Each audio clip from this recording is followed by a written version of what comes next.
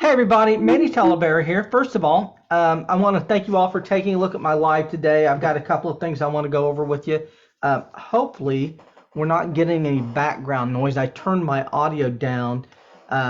This is the first time I've tagged everyone in a video, and so I'm hoping it works. And so I'm going to actually talk about the masterclass that I'm doing on Thursday, and then I'm going to go over Frank Kerns' backstory with you from when he was 18 years old, and we're gonna get into this. And this one will be a little bit long. First of all, again, I want to thank everyone for watching. Do me a huge favor. If you're watching this live, type hashtag live. If you're watching this as a replay, type hashtag replay, and engage a little bit. Tell me where you're from. The more engagement we get, the more Facebook is pushing this out, the more reach we get. And we will talk about reach for just a few minutes before we get into Frank's backstory. So I did a live masterclass last week, everything you need to know about content creation A to Z. And we did it on, I think we did it either Wednesday or Thursday last week. And unfortunately, the audio wasn't the best. I didn't have the audio settings perfect.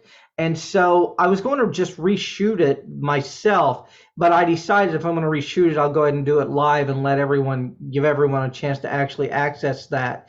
And so, if you want to learn about content creation, I've created over 80 courses. We're going live on Thursday at 6 p.m.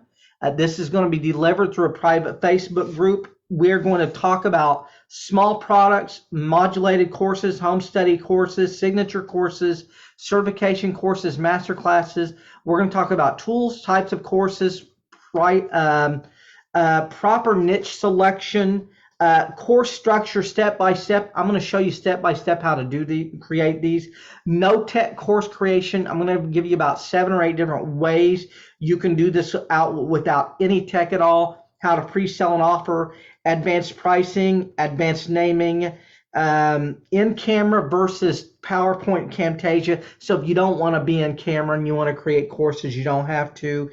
I'm going to give you all the frameworks. I'm going to give you my pre-flight checklist for doing master classes. And we're going live this coming Thursday at 6 p.m. Eastern, and so you can actually access this. I actually dropped the price by 50% on this, so you can actually get the 2-hour masterclass for $37. And if you don't want to buy the masterclass live, but you want the replays, there's also a replay option. And in addition to that, there's also an option if you want additional coaching. So there's a 6-week coaching option. And so if that's something you're interested in, all you need to do is go to the top of the group. I just dropped an offer on that, and you can type link in that, and you can access that content, and you can take a look at that masterclass. And if it's something that you feel would help you, I'd appreciate it if you would join. Like I said, we did it last week, and we're going to add about 30 minutes of content to this one. So by the way, if you purchased already, the replays from last week are already in Kajabi. All you need to do is go into Kajabi and you can access those. But like I said, we're going to do this live again. And what we're going to do is we're going to do it live on Thursday, and I'm going to move those recordings into Kajabi on Friday or Saturday. And so when you purchase this, you'll get both sets of recordings. And then, like I said, if you just want to buy the recordings, you can also do that. It's very, very inexpensive. And so, first of all, again, I want to thank each and every one of you all for watching. If you're watching this live, type hashtag live. Tell me where you're coming from. We are going to tag you all in this group periodically to push offers out. Unfortunately, the problem is we are just really struggling with reach here.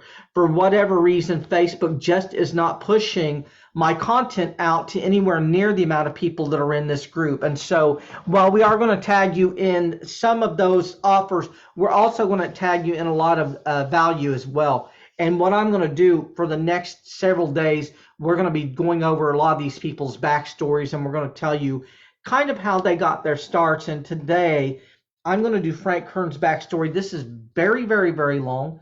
I'm estimating 30 to 45 minutes. might go a little longer. And do me a huge favor also, if you're watching this live or as a replay, maybe you could join my YouTube channel, and that would really help me out because we're going to start really focusing on building that. And then we're going to actually share this into YouTube. And if you're watching this on YouTube, maybe you could join the group as well. And so we're going to do a lot of cross promotion. But unfortunately, like I said, with the Facebook algorithm, we're just not getting enough eyeballs on what it is we're doing. And so we are going to tag you, but I promise you, we're going to bring the heat with the value. We are going to be delivering a lot of value. I'm going to be doing the backstories. We're going to do Frank Kerns, Dan Kennedy's, Jay Abraham's later on. I'm going to do an advanced marketing masterclass. And so we will do these, little offers at the beginning, but like I said, there's going to be a lot of value after that. So we're not just tagging you to sell you a masterclass. We're tagging you to also deliver some value as well. So we're going to get into Frank's story. And like I said, this is going to be some time here. And I'm going to point out things that I think are key identifiers and why people make the money. We're going to talk about that a lot. There's a lot of reasons people ultimately get rich in this space, and we will kind of talk about those things as we're moving forward. But Frank Kern is from Macon, Georgia. And he barely graduated high school. He graduated high school with like a 2.2 GPA. He basically was going to get a D in math, but his math teacher gave him a C minus just so that he could graduate. So apparently, if he got a D, he wouldn't be able to graduate. She gave him the C minus so that he would graduate, and he enrolled in a community college, and he failed out in 2 semesters. And so he was on academic probation after the first semester. The second semester, he failed out. When he was 19 years old, he was living in Macon, Georgia, or maybe Millage, Georgia, and there was a flood. And he was actually rescued by the fire department, and he lost everything in his apartment. He was rescued, and the only thing he took out of his apartment was his dog and 2 bottles of Jack Daniels.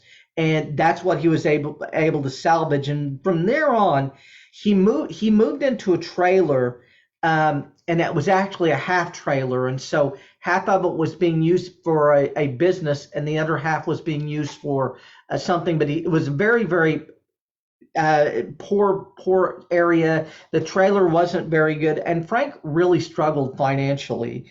He got a job cooking at a Greek restaurant, and he was also delivering the food. So he would cook, and once he cooked something, he would deliver it, and he was making minimum wage.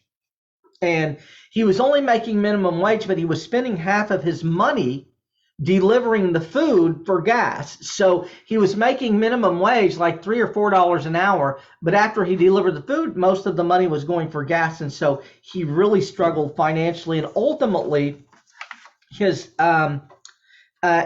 heat got turned off in the trailer. But not only his water heater was heated with gas. And so he basically had no hot water. And so what he would do is he would get these really, really large big gulp cups from the gas station. He would fill those with water. He would put it in the microwave and heat it to actually make water to take a bath, to heat water to take a bath. And he would heat it, throw the water in the bathtub, heat another one, and by the time this one was heated, that one was already cold. And that's how he was operating. So he really had no money at all. And so Frank was trying to figure out a way to, I'm going to make sure I'm not out of order because I want to make sure I get this right. So Frank was in a rock band, and he struggled. He wasn't making any money, and he was doing this job, and he basically decided he was going to try and find another way to make money. And he was doing a lot of drugs, and he wanted to get away from that lifestyle, get away from the people. And so he wanted to kind of leave the rock band and get in and do something different. And as it turns out, Frank's grandfather and all of Frank's great uncles, and so Frank's grandfather, he had 4 brothers, and they all went to World War II. And when they came back, they became very, very, very rich. They all became millionaires. And so it was Frank's grandfather and four of Frank's great uncles. And I think there was five of them. One of them was killed in the war. And then the other four basically came back and they became very, very successful in business. And they owned car dealerships. They owned BMW dealerships, Cadillac dealerships, and they had done very, very, very well. Unfortunately, when things get passed from generation to generation, um, they don't transfer well sometimes, and what happens is sometimes a generational wealth is passed down. The people at the second, third, fourth generation don't do as well, and so by the time these car dealerships got to the third generation, which would have been Frank's second, cousins and second cousins and all of that, they were not car dealerships anymore. They were buy here, pay here car lots. They weren't doing very, very well. They weren't what they were when his grandfather and his uncles got involved. And so Frank went to his grandfather and basically said, I want to get into the car business. And his grandfather loaned him $10,000 and then had Frank call a cousin or second cousin. And he said, you're going to call this guy. They've got a car lot. You're going to buy cars at auction and you're going to sell them. And they're going to teach you the car business. Well, Frank's, let's see where I'm at here. So what happens is Frank goes to his cousin, and I think it's actually his second cousin, and they were, and it turned out his second cousin was a 5-time convicted felon. He'd been charged with bank robbery, counterfeiting, and machine gun possession, and he was kind of over one of these car lots. And everyone at the car lot, it turned out, did a lot of drugs. And so Frank was trying to leave that lifestyle. And unfortunately, he basically went from one group of people who were doing it to another. And so Frank went there, he bought the cars, he invested in the cars, and his cousin and second cousin, they were showing him the business, but unfortunately, there were a lot of drugs being done, and it was just basically, Frank said it was a bad environment. And so they had this porter that worked with the car company. And what a porter is a porter basically did everything. They would clean the cars, they would detail the cars, they'd try and get a car running, and they would also run and get parts for cars. And so Frank was sent with this porter one day to exchange a battery. And so they put the battery in the car. And by the way, this porter was also addicted to drugs. And the porter's deal was, the porter worked for the car lot for $100 a week, but they would never give the porter all of the money at once. They would give the porter $50, like $30 here and $50 there, because they said if they gave the porter the whole $100, like on a Friday, he would not come back for like 4 or 5 days. And so they would give him $100 a week, but they would not give him all of the money at once. And so Frank goes to exchange this battery with this porter, and they go in, they take the battery in, and the porter goes out the back door. And apparently there was some hand-to-hand going on and Frank didn't know what was going on. Frank just knew that he went in there and he got the battery, and he was waiting for the porter, and the porter doesn't come back. So Frank goes and jumps in the car, and then the porter is running toward the car, and the porter has been stabbed. He's been cut with a knife, like really bad, like not good at all. And Frank doesn't know what to do because the guy's chasing him with the knife. And Frank locks the door at first because Frank doesn't know what to do. Finally, Frank unlocks the door. The porter gets in the car. Porter's really mad at Frank for locking him out of the car. And also because Frank didn't come and rescue him, but Frank didn't even know what was going on. And Frank thought, well, his cousin they're going to have to make some changes here. And unfortunately, they were in a car that had been sold. They were in a car that they were detailing that had been sold, and they got blood in the car. They made a huge mess. And so they took the car in, and Frank came back. That it was the end of the day, so Frank leaves and comes back the next day, and his cousin starts firing a gun, and he's really mad at the porter because the porter made a mess in the car. And he basically shoots at the guy, but he doesn't hit him. And Frank would basically said, "I'm going to quit. This isn't going to work." And so Frank left, and he decided, I think it was like on a Thursday, and he thought, well, Friday I'm going to go in and I'm going to quit. And the next day he went in and everything was fine. Like it was like the thing that happened the day before didn't happen at all. They like he said it was like a completely different place. No one mentioned it. No one shot anyone at anyone. Everyone seemed to be fine. And then on Monday, apparently everyone overdid it with the drugs, and the cousins came in, and they were very, very high on illegal substances.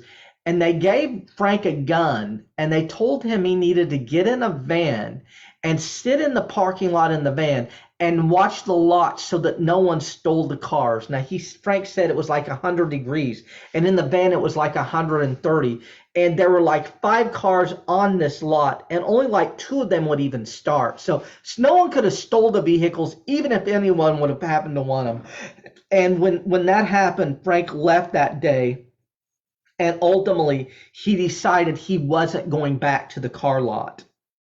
And so Frank left, and he decided he was going to start doing he for a short time he did in-ground dog fencing. So he basically put underground put fencing in for invisible fencing in for dogs, and he did that for about 3 months. And he said it was very, very hard work. It was very hot. He did it for a short time, and then Frank decided he wanted to get online and he wanted to start making money. He wanted to figure out how to do that, so he started buying all of these things online on how to make money.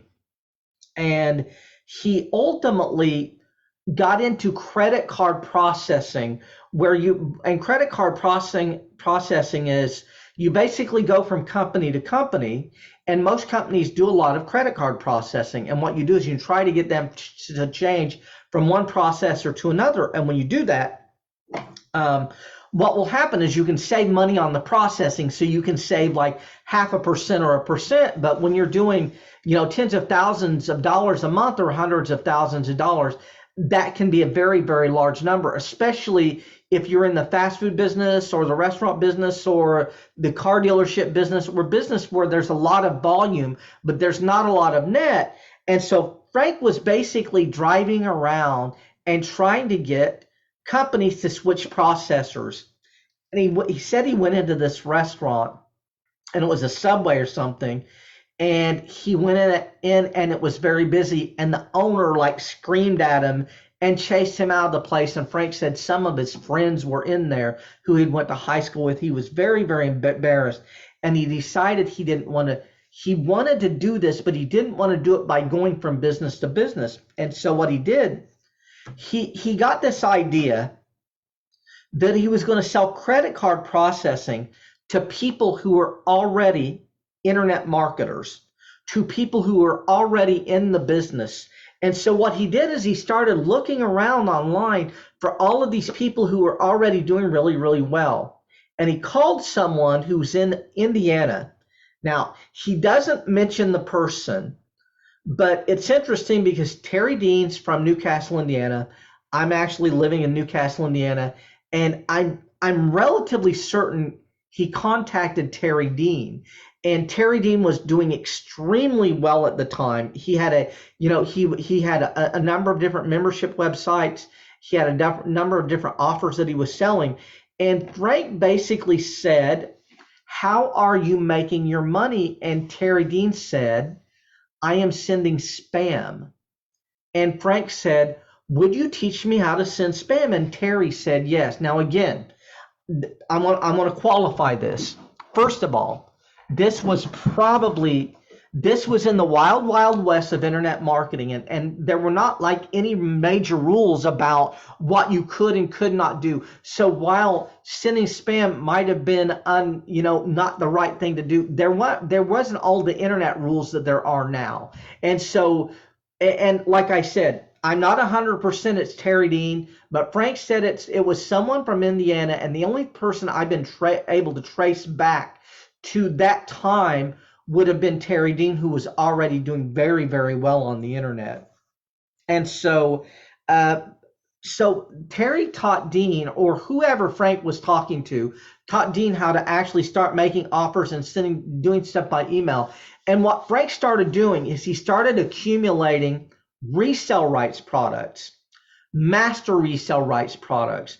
And master resale rights products were products that you could take and you could sell to someone else and give them the right to also sell those products. And he bought all of these different resale rights offers, and he bundled them into a package that he called Instant Internet Empires. And there were like 40 or 50 different master resale rights offers. And Frank started selling this offer for like $47. And Frank basically was able to hit critical mass with this offer. And I'm probably going to butcher the number here. I'm going to give you the best guess I have, because I've studied this stuff all extensively, but it's been a while. My understanding is this happened and Frank made about $400,000 before affiliate commissions and before ad spend. And so he was running ads and he also was working with affiliates, but he brought in 400,000 and he might have kept about half of that. And so Frank had his first real taste of success when he released this Instant Internet Empires thing. Unfortunately, one of the groups of people who bought this thing, they took the thing and they started selling it, and they were using Frank's name. And what they were also doing is they were selling higher end coaching. So they were selling coaching behind. They would basically they would spam all these people and sell Instant Internet Empires. And then they would call these people. They had a boiler room and they would sell these people on a $5,000 coaching program. And then they wouldn't deliver anything. They wouldn't even attempt to deliver anything. They would take the money and run. They would basically cut off all communication. And so Frank didn't know how to get rid of these people. And he was sending cease and desist letters. He was trying to get rid of them, but he couldn't get rid of them. And so, unfortunately, the FTC got involved because these people were selling coaching, and they were using Frank's name. So the FTC came to Frank, and they at first thought it was him. And Frank basically said, it's not me, it's this other group of people. And Frank had sent cease and desist letters. He had his attorney contact them, but Frank was able to get any result. And Frank gave the FTC all of the information that they needed. But unfortunately, they started looking at Frank's Instant Internet Empires. And from the FTC's point of view, Frank was doing a pyramid scheme. Now, this is the thing. Ultimately, what Frank was doing wasn't illegal at all. There was nothing illegal about what he was selling or what he was offering. He was basically offering other people an opportunity to sell resale rights. But if you're like not in our space from the outside looking in, it looked illegal. And even though Frank had done everything right, they basically shut Frank down. Not that they did a number of things. They shut him down. They took all of the money he had made, and he had an email list, and they made him send the whole email list, not just the buyer's list, but everyone on the email list. He had to basically tell them that what he was doing was wrong, and no one should do it, and everyone should stay away from it because it's not legal. So basically, Frank had to go to his whole list and say he was doing a Ponzi scheme, which he wasn't doing. And so a couple of things happened. First of all, Frank thought he was ruined.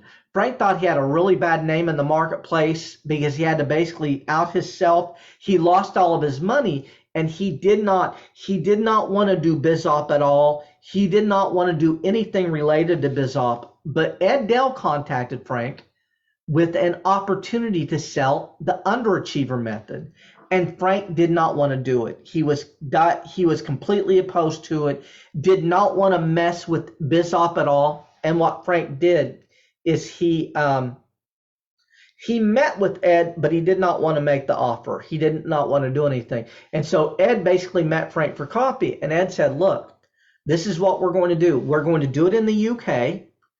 We're going to mail to my list.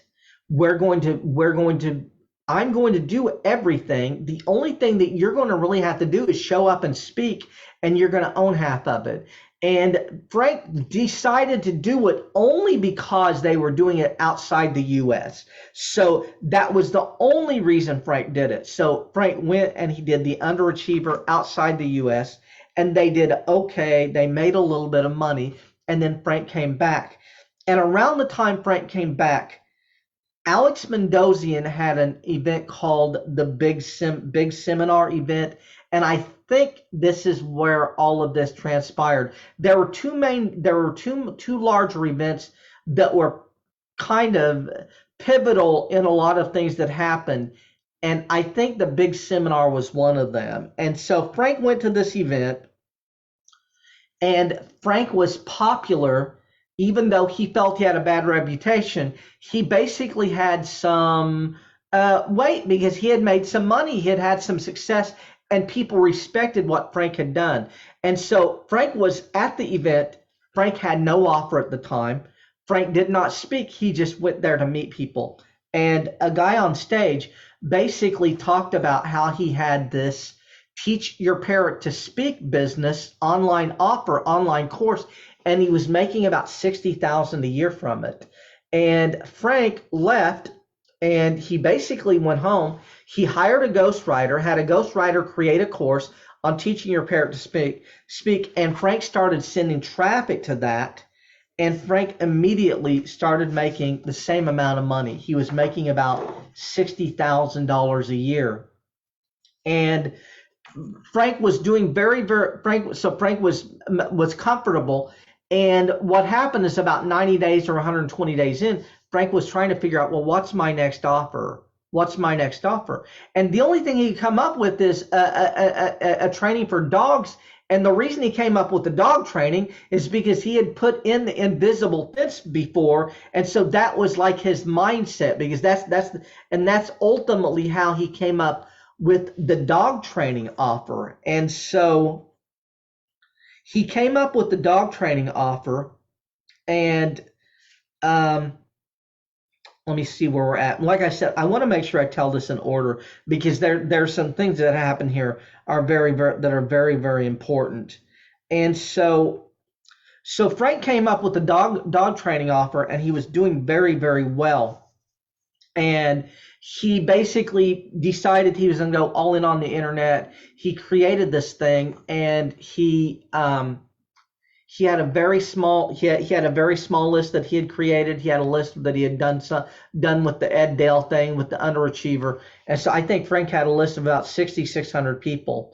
Well, what Frank did is he created this dog training thing, and he was doing really, really well. And they were making all these micro niche offers. So teach your Chihuahua, teach your Pit Bull, teach your German Shepherd.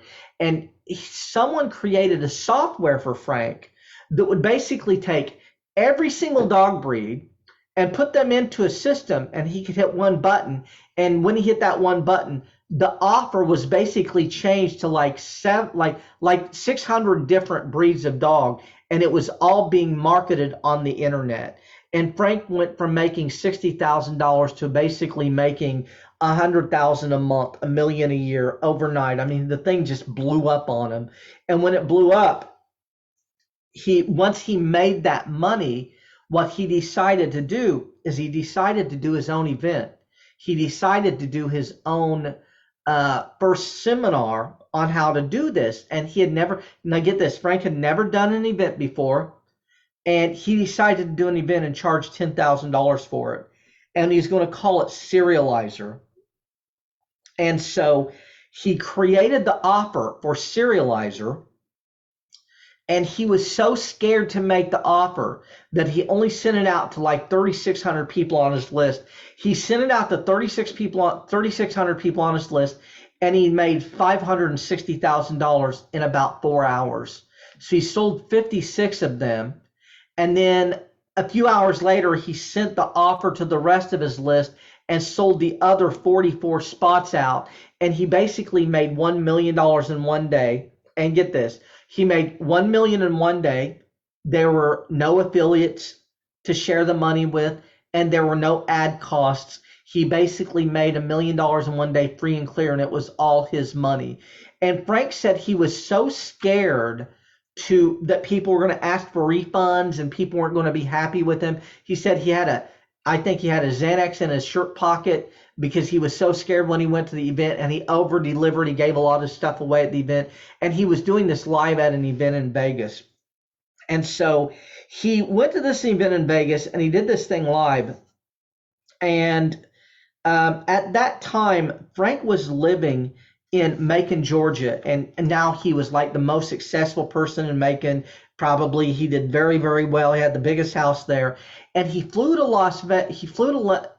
California, and he was wanting to move to California, and he was looking for a house to buy, and he found a house that he was going to buy. But he was originally going there to find a house to buy to live in, but he found a house that he was going to buy to flip. And so he bought a house to buy to flip, and he had to spend a lot of money rehabbing it. So he overinvested. He bought a house for like 1.2 million that needed $1.5 million worth of work done to it.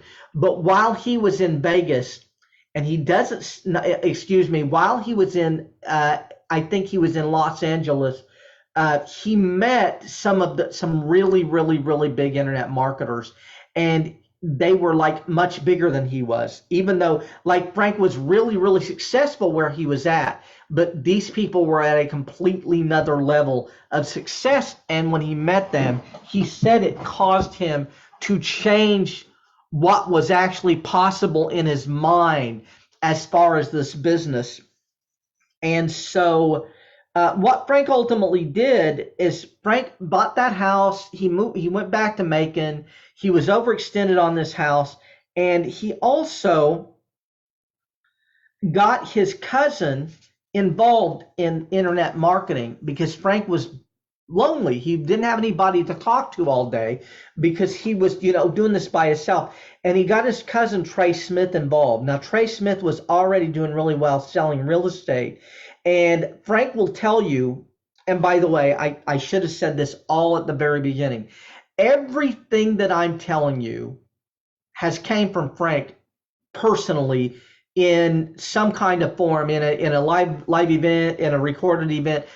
This all comes from studying Frank extensively, and I would never say anything that wasn't true, and I would also never say anything that Frank wouldn't want out there. So everything that I'm telling you that ever happened here, Frank actually repeated himself. Otherwise, I wouldn't put it out there. And so I just wanted to be clear on that. And then the other thing is I might mess the numbers up a little bit, and I might have some of the stuff just a little bit out of order because I haven't went through this in quite a while. But I just wanted to give you all a really good blueprint of how a person goes from nowhere, like a person, like no one knows this person, no one knows who he is, he has no skills, to where he is now. And that's what Guru Backstories is all about. And like I said, we're going to do the same thing with Dan Kennedy, Jay Abraham, Jeff Walker, Andy Jenkins.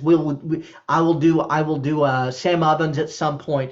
I'm going to tell you all of their stories from when they were getting started. So at this time, so Frank gets Trey involved, and Frank will tell you Trey's actually a better internet marketer than Frank is, and Trey went on to do extremely well. I think Trey recently sold a couple of different gaming businesses for millions, like 12 or 15 million dollars or something like that. So Trey has done extremely well for himself.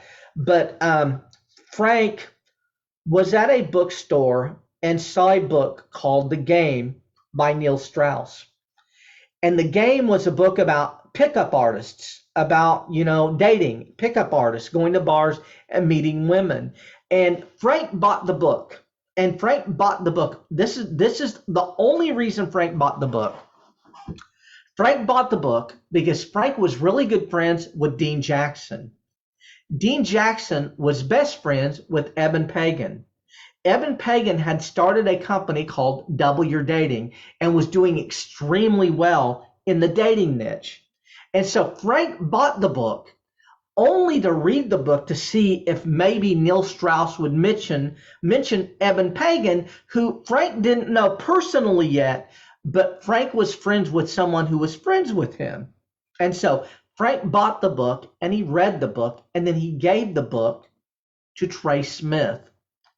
Trey Smith read the book and immediately came back 2 days later and said, Frank, we need to contact Neil Strauss and we need to get him to do a seminar and we need to sell it and we need to be partners with him.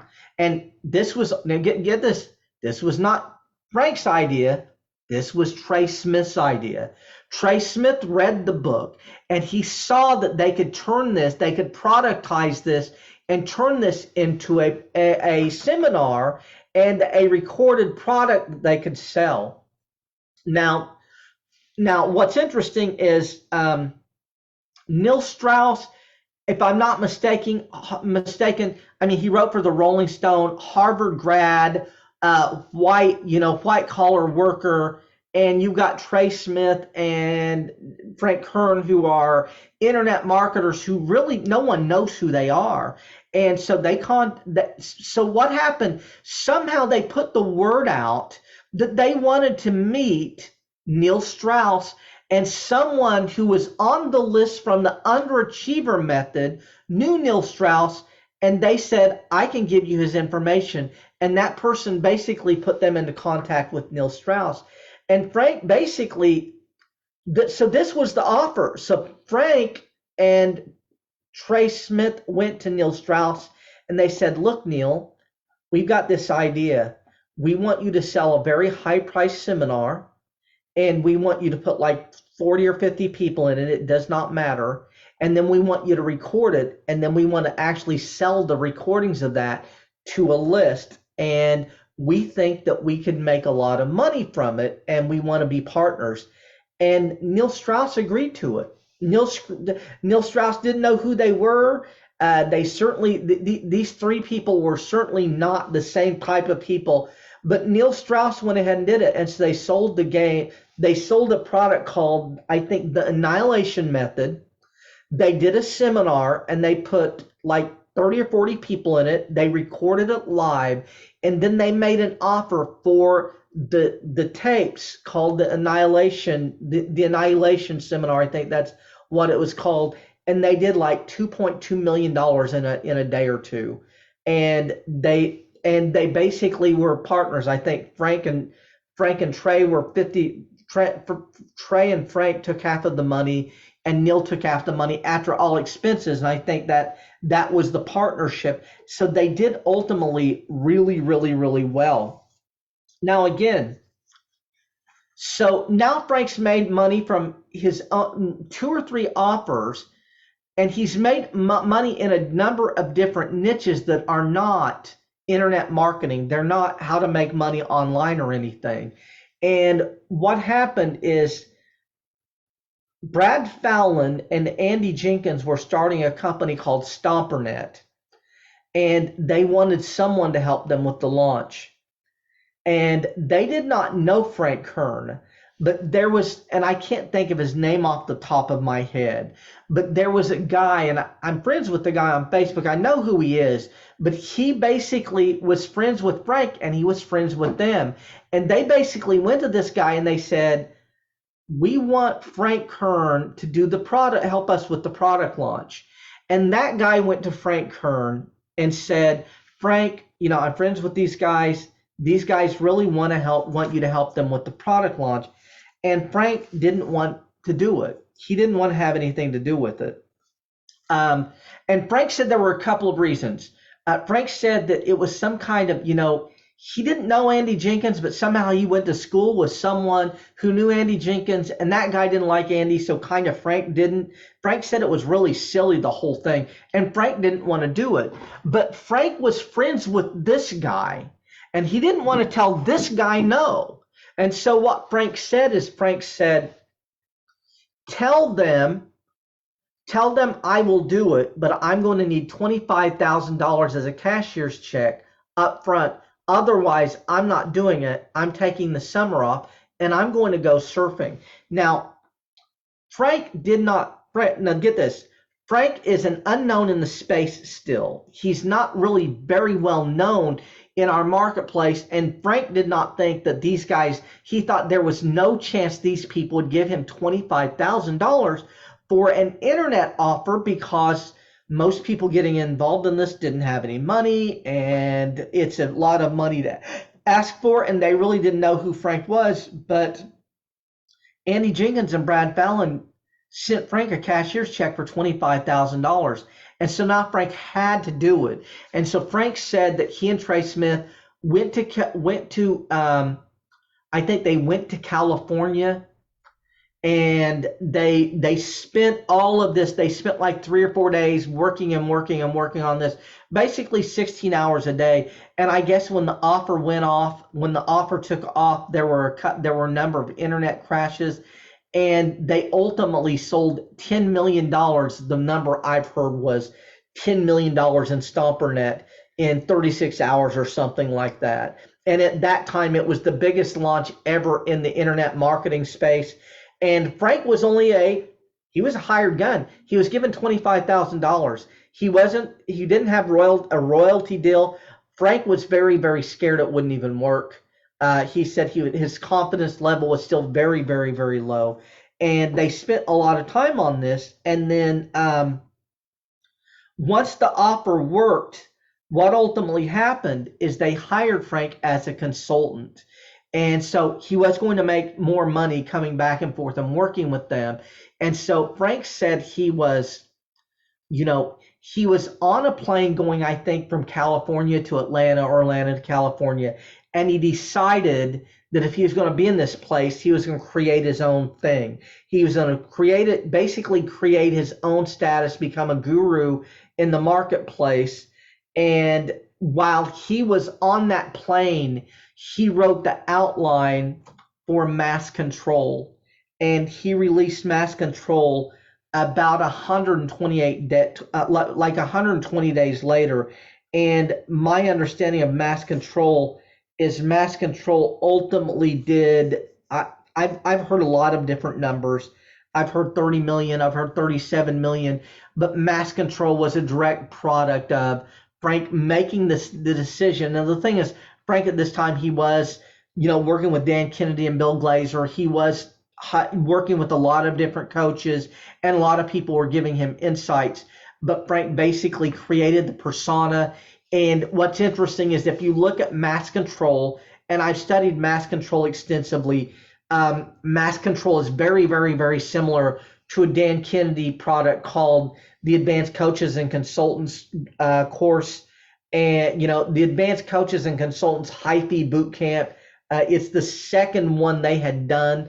And if you look at those courses, they're very, very similar in methodology and mindset. And I could keep going, but we are, we're way over time. But I wanted to give you all just a glimpse of how someone goes from a nobody to a somebody. And in a day or two, I will do I'll do Dan Kennedy's backstory, and then I will do Jay Abraham's backstory.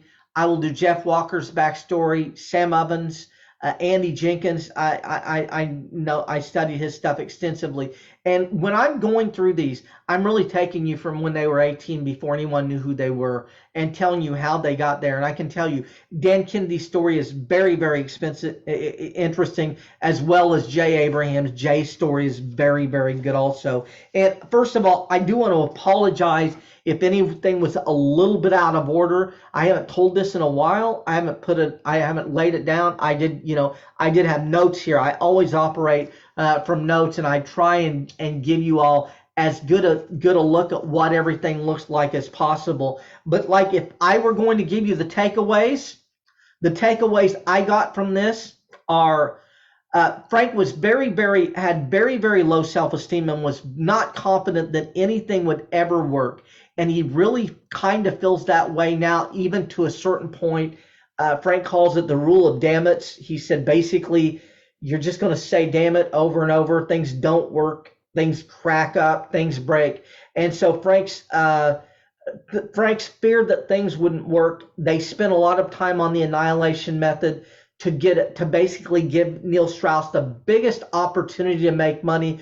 And when they did that when they did that thing with Neil Strauss, they thought they would make a few $100,000 and they would split it. Frank was hoping for like $100,000 that he and Trey would split, and they did very well. And then of course the thing with Andy and Brad, they had no idea. And Frank was scared to death that it wouldn't work because, Frank felt like that they had given him a very large amount of money, which they had, but he was very concerned about that. So I'm going to end out, but I do have some housekeeping. If you're watching this live, type hashtag live. If you're watching it as a replay, type hashtag replay.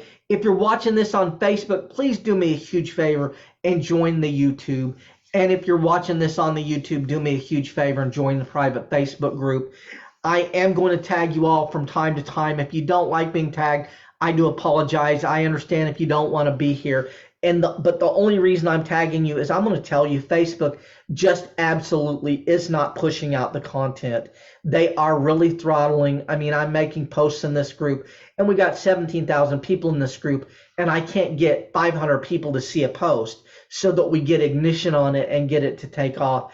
If you are interested in creating a course, definitely take a look at the masterclass offer that's in the group. It should be somewhere at the top of the page. You can check that out. You can take a look at the offer. It's only $27, and we're going live on Thursday from 6 p.m. to 8 p.m. And then if you want 6 weeks of coaching, you can get all of that very inexpensively.